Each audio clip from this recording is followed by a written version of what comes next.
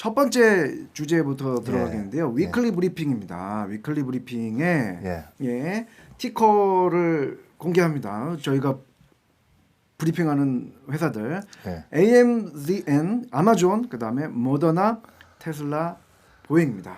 예, 중요한 뉴스들이 다 나와서 이번 주에 예. 정말 그 우량주들이고 큰 회사들인데 정말 예. 시장을 좌우했던 이번 주 좌우했던 회사들입니다. 먼저 아마존입니다. 아마존 저희가 많이 언급을 했는데요. 아마존이 지난 월요일이었죠. 월요일날 처방, 그러니까 미국하고 한국하고 좀 시스템이 달라요. 미국에 계신 분들만 이해를 할 수 있는데 이 처방전이 있지 않습니까? 예. 약국에서 의사들이 처방전을 주면은 그걸 가지고 약국에 가는, 자기가 지정한 약국에 가는데 그 지정한 약국이 아마존이 될 수 있다는 거죠. 그래서 아마존에서 집이 딜리버리 해주는 정말 획기적인 서비스입니다. 이것이 이제 오랫동안 준비했는데 공개가 됐어요. 그래서 이 디지털 약국 때문에 월그린, CVS 같은 그런 미국의 약국 주가가 7~8% 폭락했어요. 아, 이거 큰 뉴스입니다.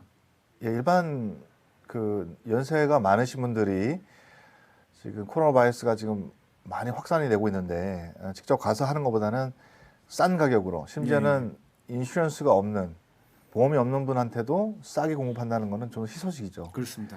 지금 기존의 월그린이나 CVS는 직접적인 타격이 있을 것 같습니다. 예.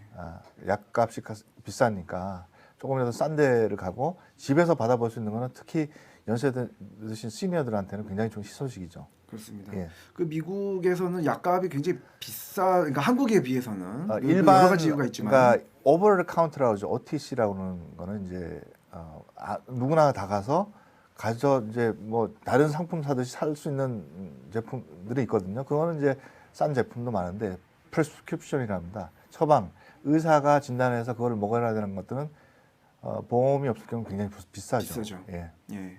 근데 그런 약들을 이제 아마존에서 할 수 있다는 거고, 이제 네. 아마존에서 이 특징이 비교가 가능하거든요. 예. 그러니까 약들을 비교해 가지고 선택할 수가 있기 때문에 네. 이게 더 약값이 싸지고, 예. 더군다나 이번이 굉장히 발표가 중요한 게 미국에서는요. 미국에서 약국 뭐 CVS, 월그린들이 동네마다 크게 있지 않습니까? 그게 뭐 숫자도 굉장히 많고 특히 이제 월그린 같은 경우는 지금 다우 지수에 있는 회사예요. 근데 이 약국을 사람들이 방문을 안 해서 푸드 트래픽이 줄어들 수가 있거든요. 이게 또 엄청난 효과가 있는 거죠. 그렇죠. 그래서 이제 리테일 시장에도 영향을 주는 거예요. 예. 그러니까 이번 아마존 발표가 굉장히 큰 거죠. 그렇죠. 이제 아마존을 제가 평소에도 늘 말씀드렸다시피 2,000불대 초반대 3,000불 간다. 3,000불이 왔지 않습니까? 제가 또 예측하기는 4,000불, 심지어 4,000불도 갈 수 있다라는 것이 이렇게 전략적인 움직임이 계속 있을 것 같아요. 예. 근데 뭐 항상 예측은 예측인데 뭐 그렇게 해왔죠. 예. 그 미국 형님이 프라이스 약간 흘렸습니다. 약간 프라이스 레인지를 올렸어요. 예, 잠깐 알아 주셨으면 좋겠습니다. 그리고 이번 주에 아마존이 굉장히 큰 뉴스, AMZN입니다. 큰 뉴스가 나왔고, 두 번째, 와우, 이게 그 모더나죠. 모더나, 이제 화이자에 이어서 모더나가 이제 백신이 나왔는데 효과가 이제 94.5%.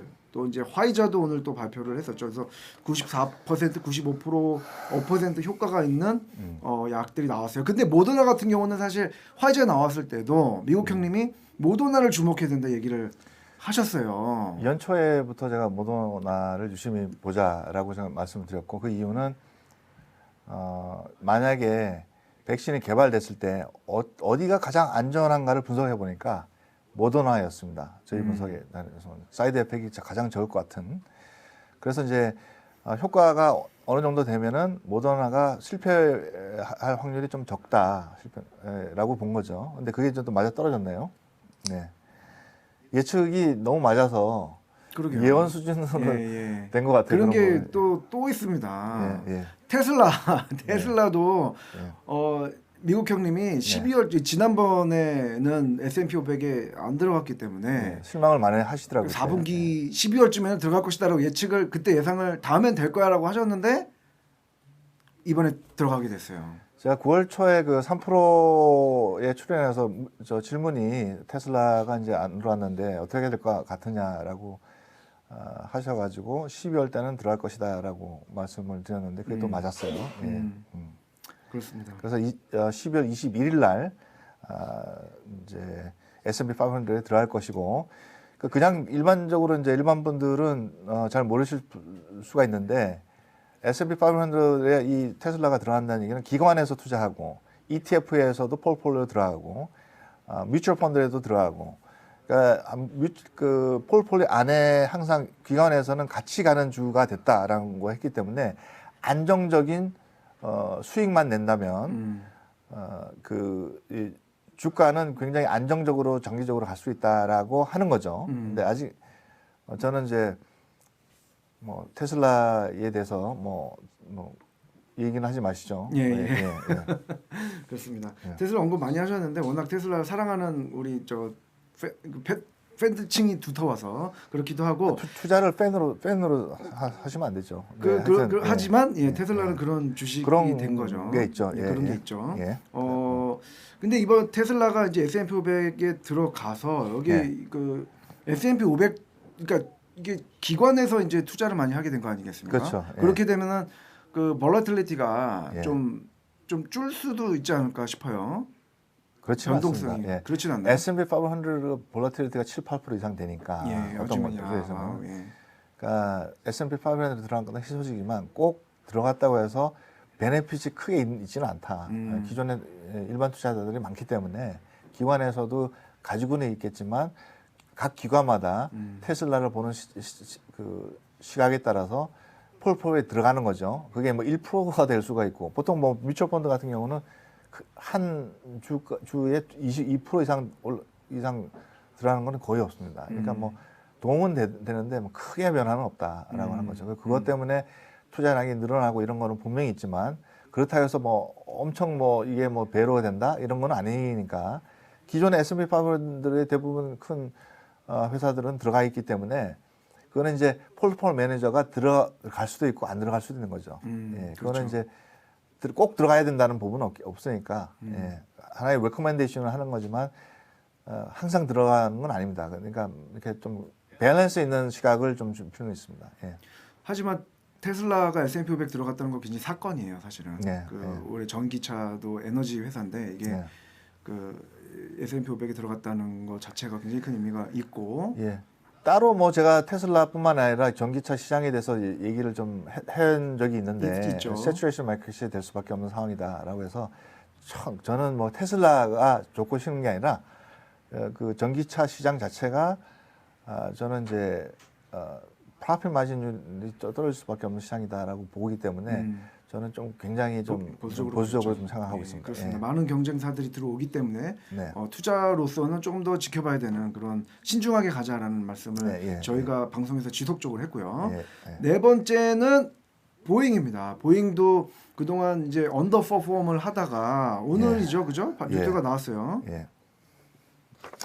그 제가 보잉에 대해서 120불, 130불 할 때 가지고 있으면 좋겠다라고 폴폴에 넣자라고 말씀드린 적이 있어요. 그래서 지금까지 한 6개월 정도 견뎌냈던 분들은 이제 돈을 좀 버셨을 거예요. 120, 30불, 비쌌을 때 140불, 심지어 160불에 들어가신 분이 있는데 지금 200불이 넘었지 않습니까? 그죠? 그리고 그 FA가 굉장히 보수적인 단체입니다. 그렇죠. 그리고 몇 번에 걸쳐서 통과 좀 해주십시오. No. 통과 좀 해주십시오. No를 한 4-5번 한 것 같아요. 근데 결국은 했습니다. 그러니까 그만큼 일단 시험 비행을 해보고 여러 가지로 데이터를 수집하고 또 해보고 또 고치라고 그러고 해서 최종적으로 승인이 났으니까 백신이 나오게 되면 이제 만약에 그냥 보잉 같은 경우는 과거 400불대, 500불대로 갈 수 있다. 단 이제 그거는 또 여지를 두죠. 그렇게 될 가능성이 있지만 내년 마켓에 대해서 굉장히 좀 저는 우려되는 상황이 많기 때문에 하여튼 폴폴 안에 보잉이 있는 거 지금까지 저 말을 들었던 분들은 뭐 괜찮을 것 같아요. 폴폴 안에서 볼 때는 이것도 제가 말씀을 드렸죠. 그리고 이제 그 사우스웨스트 그죠? 사우스웨스트가 주가도 좋고 보잉이 보잉 이번에 737 맥스를 가장 많이 샀어요. 사실은 사우스웨스트가. 그렇죠. 이제 일부 캐나다에서 한 1,000대 정도를 예약했다가 캔슬을 했는데 예. 뭐 재계획을 할지 앞으로 향후가 주목이 되는데 지금보다는 상황이 좋아지는 건 확실합니다. 예. 그렇습니다. 네. 예.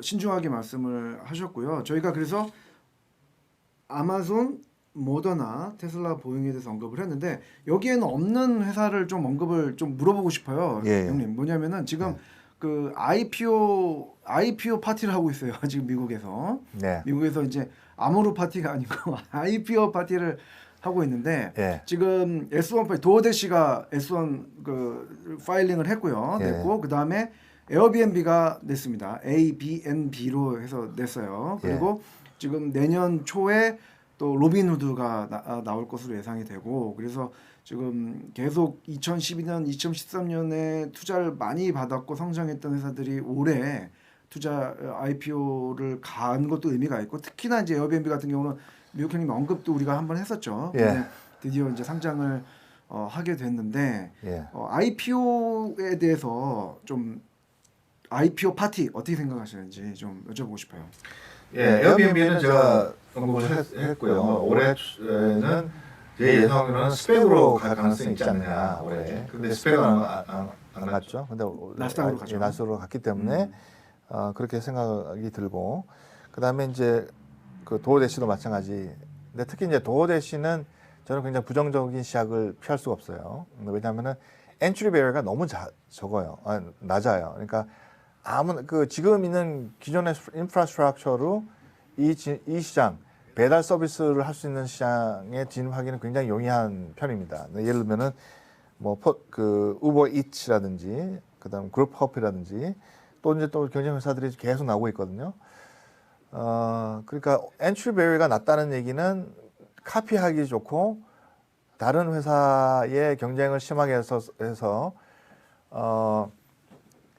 가격 경쟁을 해야 될 수 있는 상황밖에는 남지 않느냐 저는 그렇게 보는 거죠. 그래서 올라가는 거는 투자하는 거는 여러분 개인이지만 저는 안정성을 일단 위주로 하기 때문에 성장성의 30% 이상 하게 되면 항상 문제가 생기거든요. 그래서 현재로서는 노 레이팅입니다. 레이팅을 그렇죠. 할 수가 없습니다. 그러니까 일부 뭐 가져가는 데에서 노 할 수는 없지만 기관에서 볼 때는 조금 조심해야 되지 않느냐라고 하는 거죠. 장기 투자 목적에서는 좀 굉장히 좀 맞지 않다 저는 그렇게 생각이 들고 너무나 많은 기업이 올라왔어요.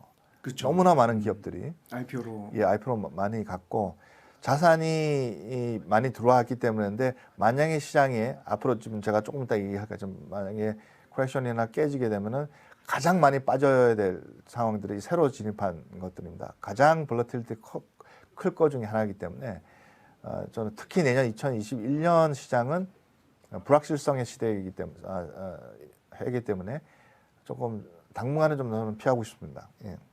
그렇습니다. 사실 저희가 이따가 말씀을 드리겠지만 그런 것 때문에 지금 경제가 굉장히 불안하기 때문에 지금 막 IPO 막 올라오는 게 아니냐 싶기도 하거든요.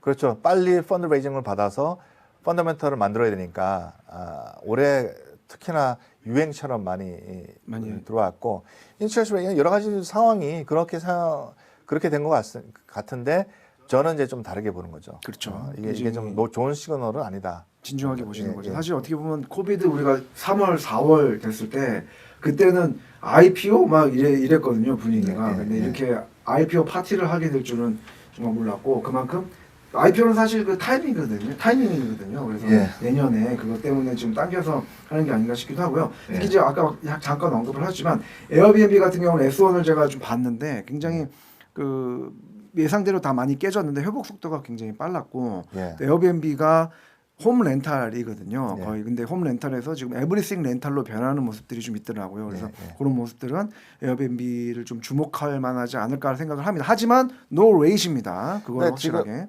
한국에서 특히 투자하신 분들은 주로 이제 성장주가 대부분이고 하이텍주가 대부분의 폴폴레에 있고 아주 하이 리스크 하이 리턴을 고를 잡아서 가시는 분인데 거기다 또 성장주인 펀더멘털이 아직 조성이 안 되는 걸 또 폴폴에 넣는 거는 참 이게 제가 볼 때는 위험에 또 기름을 붓는 불에다 또 기름을 붓는 그런 형태이기 때문에 여러분들이 알아서 결정해야 되겠지만 평소에 제가 주장하는 것은 여러분들 다 알 거예요. 성장주보다는 가치주가 장기적으로 투자할 때는 훨씬 아웃퍼포밍 한다는 거. 나중에 이제 저 그래프를 보여드릴 텐데 분명히 성장주는 포트폴리오에 넣으셔야 됩니다. 하지만 좀 더 그러니까 333 원칙에 따라서 여러분들 알아서 판단을 하시기 바랍니다. 그렇습니다. 예, 포트폴리오 싱킹 항상 염두를 해두시기 바랍니다.